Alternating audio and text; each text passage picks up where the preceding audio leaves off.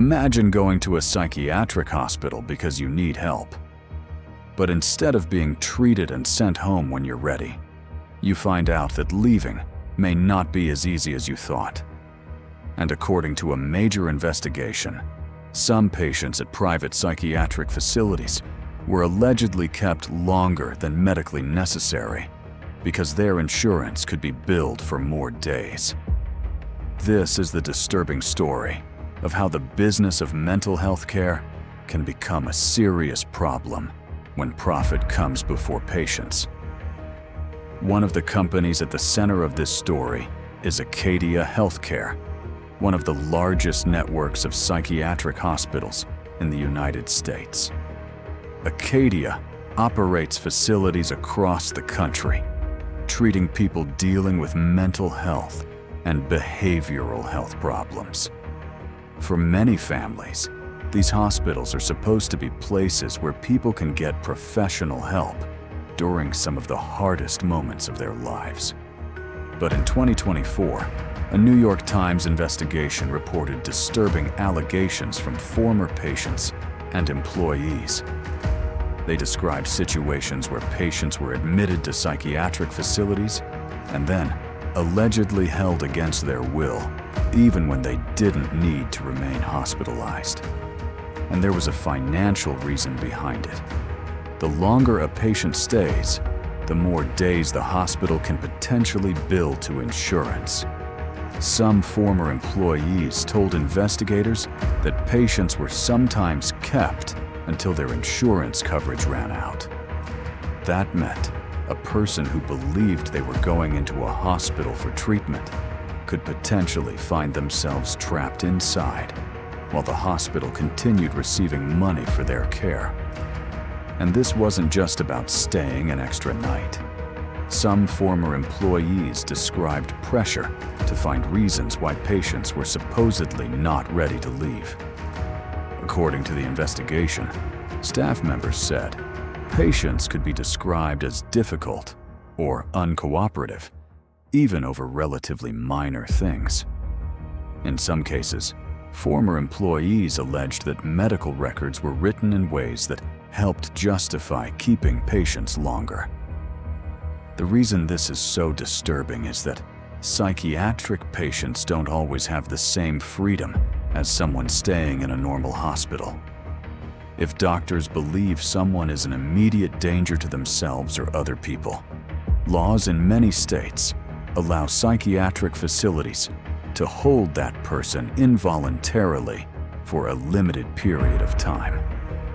But those rules are supposed to protect the patient and the public. They are not supposed to be a way to keep someone in a hospital simply because their insurance is still paying. And that is where the allegations become especially serious.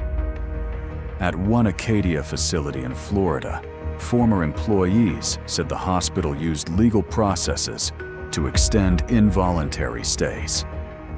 According to court documents, the North Tampa facility filed more than 4,500 petitions to extend patients' involuntary stays between 2019 and 2023.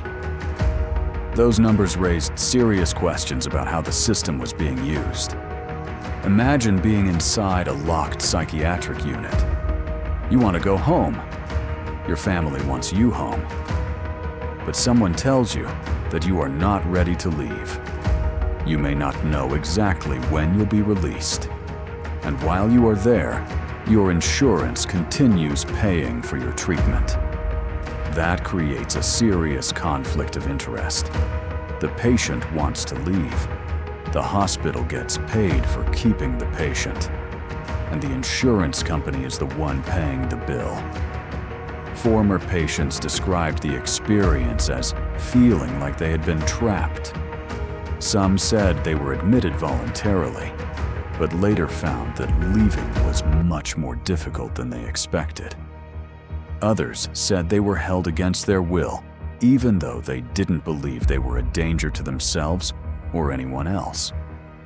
Of course, there is an important distinction here. Psychiatric hospitals do have a legitimate reason to keep certain patients in treatment, when there is a real safety risk. People experiencing a severe mental health crisis may genuinely need to be protected from harming themselves or someone else. The problem is what happens when that power is allegedly used for a completely different reason. If someone is kept in a hospital because they genuinely need treatment, that's healthcare. If someone is kept there because the hospital wants to collect more insurance money, that is something very different. And this wasn't the first time psychiatric providers had faced accusations like this. Back in the 1990s, patients at psychiatric facilities in Florida made similar allegations. Insurance companies sued clinics, accusing them of recruiting people, keeping them in treatment, and falsifying records in order to collect insurance payments. One Nevada case from the same era involved patients who alleged they had been held against their will without a legal or medical basis, so healthcare providers could obtain insurance benefits. So the basic problem has existed for decades. But the modern investigation brought new attention to just how profitable psychiatric care can become. And the amounts of money involved can be enormous. Some private psychiatric facilities can charge thousands of dollars per patient per day.